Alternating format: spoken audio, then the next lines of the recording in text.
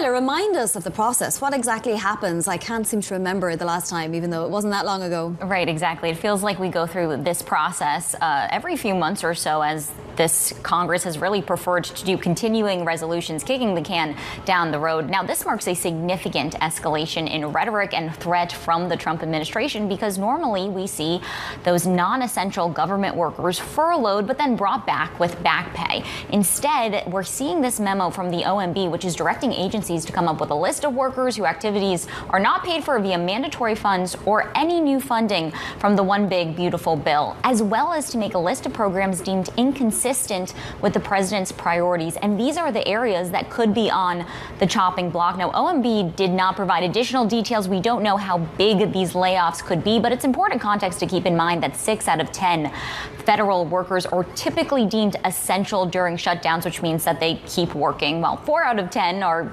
told to basically stand by until Congress reopens the government. So, of course, this could have some very big economic implications here, Bonnie. But just for an update on how these negotiations are going, they're not going too well.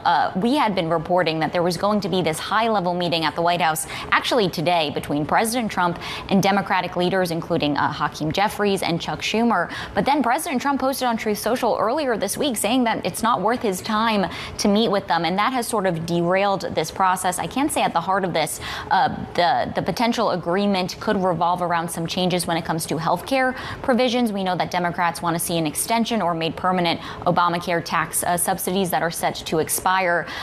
They also want to see some changes from the One Big Beautiful Bill, but it's really hard at this point to see that Republicans would make any changes to the president's signature legislation.